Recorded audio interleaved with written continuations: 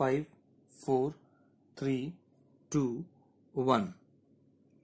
सभापति महोदय, मेरा निवेदन यह है कि हमारे प्रधानमंत्री जी ने रेडियो पर भाषण दिया, उसका कर्मचारियों पर बड़ा प्रभाव हुआ क्योंकि उसमें भावुकता थी।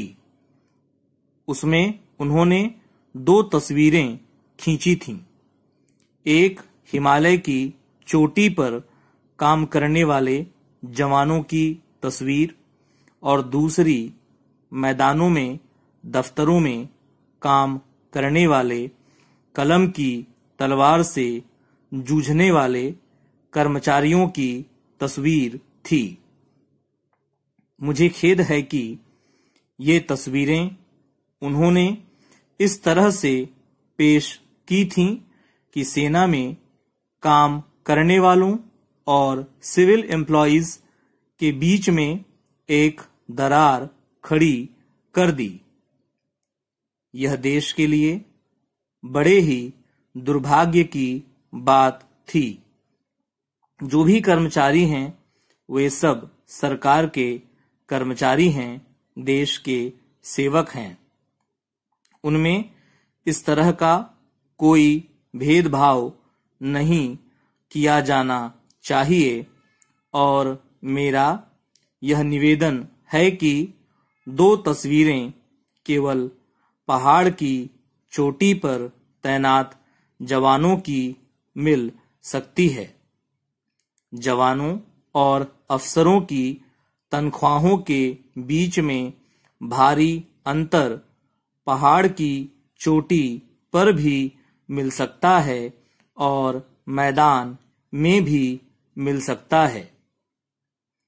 अगर सरकार मानती है कि एक कर्मचारी का न्यूनतम वेतन निश्चित किया जाना चाहिए, तो मेरा कहना है कि अधिक से अधिक वेतन भी निश्चित किया जाना चाहिए। क्या सभी पार्टियां इस बात से सहमत हैं कि एक दूसरे की आमदनी का अंतर और 1 और 10 के बीच में होना चाहिए? और अगर आप मान भी लेते हैं कि आमदनी में 1 और 10 का अंतर न होकर आज की परिस्थिति में 1 और 20 का होना चाहिए, तो भी अधिक से अधिक वेतन और कम से कम वेतन निश्चित किया जाना चाहिए। अगर यह भेद रहता है तो सरकार कानून बनाकर हड़ताल को नहीं रोक सकती। श्रीमन महाभारत में कुंती ने कहा था कि मेरे पुत्र भूखे हैं, इसका मुझे दुख नहीं है, मगर जब मैं कौरवों के पुत्रों को राजसी ठाठ में देखती हूँ तो मेरे हृदय में रोष की लहर दौड़ जाती है। यह स्वाभाविक है और केंद्रीय सरकार को प्रयत्न करना चाहिए कि इस भेद को कम करे।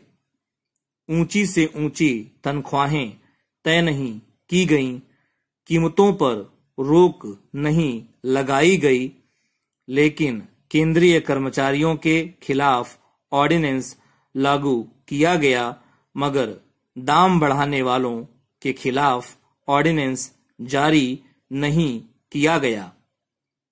अतः सरकार इस हड़ताल से सबक लेकर ऐसी नीति का निर्धारण करे कि जिससे देश में महंगाई न बढ़े, तो यह सबके लिए अच्छा होगा।